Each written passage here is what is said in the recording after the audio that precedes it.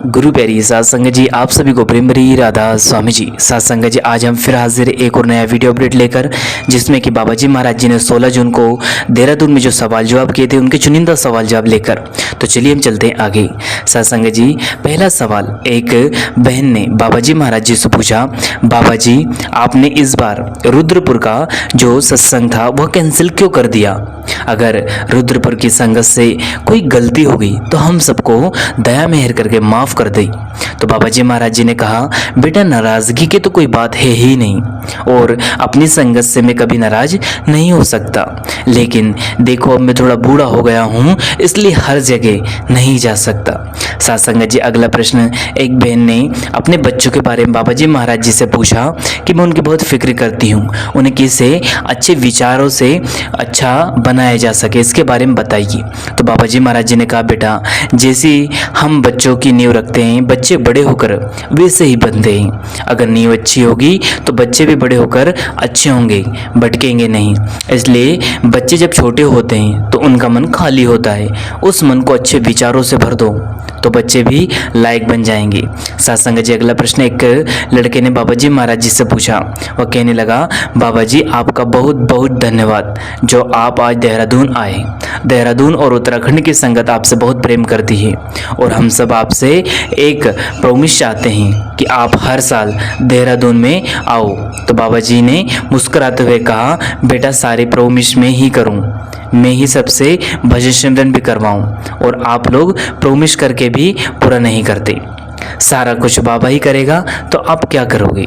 सत्संग जी, यह सुनकर सारी संगत बहुत ही प्रेम प्यार से हंसने लगी। सत्संग जी, अगला प्रश्न एक भाई ने बाबा जी महाराज जी से कहा, बाबा जी मालिक ने दुनिया बनाई तो दुनिया में इतने दुख क्यों बनाए?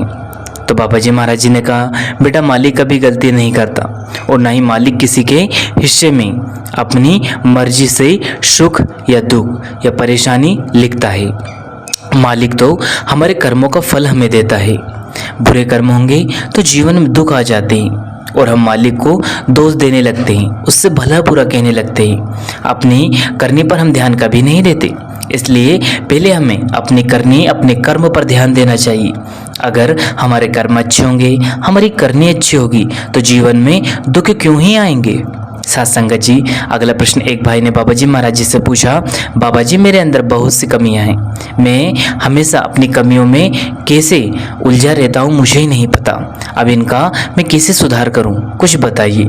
तो कुल मालिक ने समझाया, बेटा है जितने भी बैठे हैं ना, उनमें कोई ना कोई भी कमियां जरूर होती हैं, कोई भी यहाँ परफेक्ट नहीं है। हर किसी में कोई ना कोई कमी की ज़रूरत है, लेकिन हमें तो अपनी कमियों से और गलतियों से सीखना है, और सीखकर हमें आगे बढ़ना है। फिर उन्हीं भाई ने बाबा जी महाराज जी से पूछा, बाबा जी मेरा दूसरा सवाल ये है कि क्या 84 से मुक्त होने के लिए कोई और रास्ता भी है? तो कुल मालिक ने कहा कि जब हम भजन सिमरन जैसा आसान रास्ता भी नहीं ठीक से अपना पाते, तो दूसरे रास्ते में कहाँ से हम जा पाएंगे, अपना पाएंगे। इसलिए हमें जो हुक्म दिया गया है, हमें तो उस हुक्म को ही मानना है, और परखों में कभी नहीं पड़ना है। सत्संग जी, फिर एक भाई ने बाबा जी महाराज जी से पूछा, बाबा जी आपका सत्संग सुने बिना हमें नामदान क्यों नहीं दिया जाता? तो बाबा जी ने समझाया, बेटा जब हम परमार्थ में पहला कदम रखने जा रहे होते हैं, तो पहले हमें सब कुछ सीख लेना चाहिए, और उसके बाद ही हमें अपना अगला कदम बढ़ाना चाहिए। अगर हम बिना जाने ही इस रास्ते पर चल पड़ेंगे तो फिर बाद में हमें ही पछताना पड़ेगा। इससे अच्छा यही है कि सबसे पहले हम यहाँ के नियम व कायदों को अच्छे से जान जाएं, समझ लें, उसके बाद ही हम कोई डिसीजन लें। सत्संग जी, अगला प्रश्न एक लड़की ने बाबा जी महाराज जी से पूछा, बाबा जी मेरी स्कूल और कॉलेज लाइफ आपकी दया मेहर से बहुत ही अच्छी रही, और अब मैं अपनी ज़िंदगी के, अपने जो करियर के ऐसे मोड़ पर आकर खड़ी हूँ कि मुझे समझ नहीं आ रहा कि अब आगे मैं क्या करूँ, जॉब में जाऊं या खुद का बिजनेस शुरू करूं। तो कुल मालिक ने समझाया, बेटा हम जो भी एक्शन लेंगे वही हमारा फ्यूचर डिसाइड करेगा। इसलिए आप इस बारे में अपने पेरेंट्स, अपने माता पिता से बात जरूर करें और अच्छे से सोच विचार कर आगे कदम बढ़ाएं। साथ संगत जी, अगला प्रश्न एक बुजुर्ग बहन ने बाबा जी महाराज जी से पूछा, बाबा जी इतने साल परमार्थ पर चलकर भी मुझे ऐसा लगा, मैंने यहाँ से चलना शुरू किया था, आज भी मैं वहीं उसी जगह खड़ी हूँ। मुझे लगता है कि मेरा भजन सिमरन ठीक से नहीं हो पा रहा है। तो बाबा जी महाराज जी ने कहा, बहन हमें कभी भी जानने की ज़रूरत नहीं है, हम तो पहले से ही उस जगह पर हैं, हमें तो बस मालिक का अनुभव करना है। हम समझ लेते हैं कि हमें उस मुकाम पर पहुंचना है या किसी खास जगह पर पहुंचना है, तो ये सब हमारी धारणाएं हैं, हमारी विचारधारा है।